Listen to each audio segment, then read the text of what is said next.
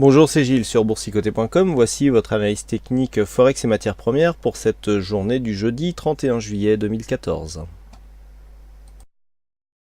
Avec aujourd'hui donc une paire de devises euro-dollar qui finalement résiste. Nous avions ici défini une zone majeure, 33,82, 33,70, mais il semblerait que cette zone pour l'instant résiste. On a bien attaqué par deux fois ici cette zone, mais le support pour l'instant n'est pas cassé. Donc nous avons une configuration qui était tout de même assez survendue, qui remonte tout doucement. On n'a pas de remontée relativement franche.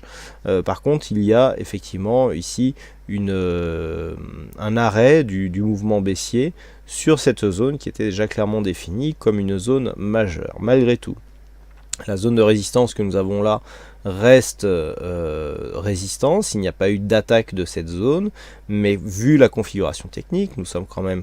commence à avoir une dynamique haussière qui est en train de se mettre en place sur le stochastique, même si elle vient d'être invalidée sur la séance du jour. Le RSI qui ressort de sa zone de survente, et le MACD qui tente un retournement. On est tout à fait ici dans la possibilité d'avoir une rupture de cette résistance, qui nous donnerait un signal de sortie. Alors, pas de biseau, puisqu'on est trop ici dans la fin. On est trop dans la fin du mouvement pour avoir réellement une sortie et donc un objectif à réaliser sur une figure chartiste. Il faut que la sortie du biseau se fasse plus avant vraiment le dernier tiers. Là, on est vraiment dans la fin. Le fait d'avoir ici une sortie, malgré tout, nous ferait sortir de cette tendance baissière ici, avec une possibilité d'un retour donc sur un mouvement haussier. Alors nous avons des zones de support qui pourraient devenir résistance, à commencer par la zone ici des 1,3419, mais ensuite ça serait la zone des 1,3476 qui serait visée, donc dans le cas d'un rebond à partir ici de ce double contact sur cette zone des 1,3382. Naturellement, sur une rupture ici de cette zone des 1,3370, eh bien, il y aurait un signal de continuité de cette tendance baissière. Sur le dollar-yen, eh bien, on voit bien que les tracés qui n'ont pas varié de beaucoup depuis ces dernières semaines, eh bien, sont toujours valables, puisqu'après le mouvement donc, qui avait été explicité hier, nous avons finalement cette zone ici des 102,70 qui était une zone à casser à la hausse pour sortir une zone d'évolution en range court moyen terme, eh bien, sert désormais de zone de support après avoir été résistance ici sur cette phase. Alors lorsque l'on écarte un petit peu, on se rend bien compte que ce n'est qu'une zone intermédiaire, mais le fait de ressortir déjà et de rester au-delà de cette zone, eh bien, place un objectif ici qui se situe à 103,35 yens pour 1 dollar.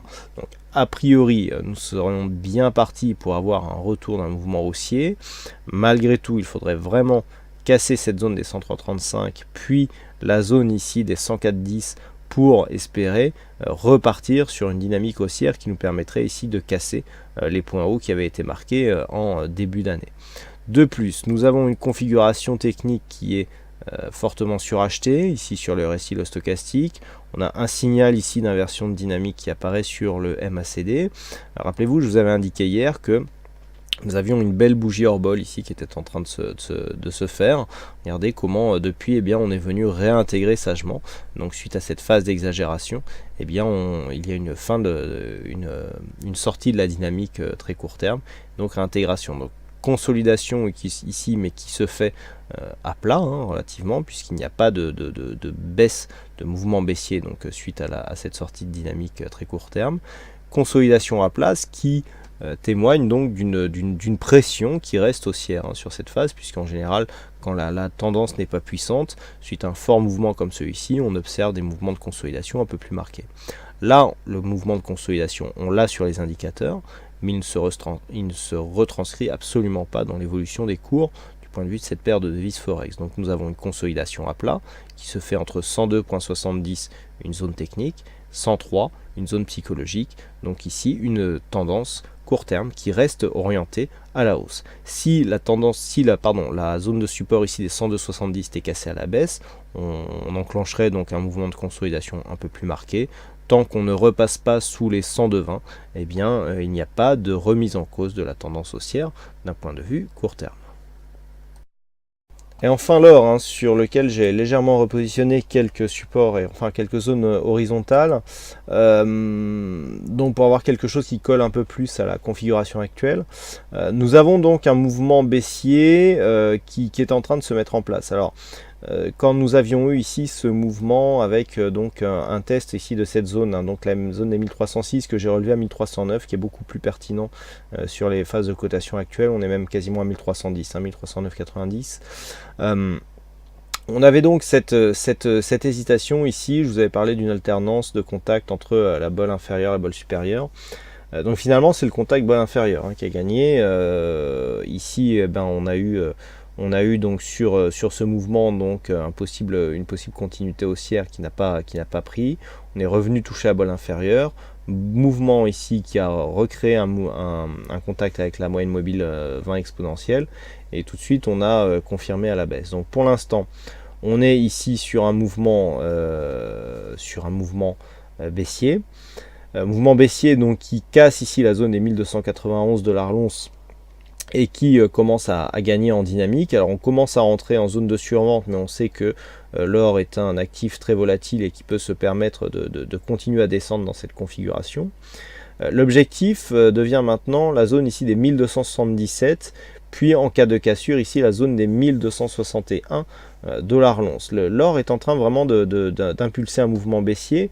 Nous avons d'ailleurs cette résistance, hein, qui fait bien son effet, hein, si on fait partir ici d'ici et qu'on essaye de rejoindre.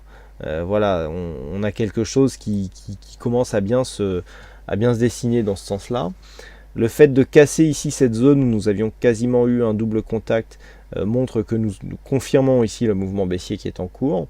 Et donc cette zone ici des 1310 $ l'once qui vient donc d'être repositionnée après avoir été longtemps support, mouvement d'hésitation, ici a été confirmé comme zone de résistance. Donc il y a beaucoup d'éléments là qui confirment la mise en place d'un mouvement baissier sur cette accélération.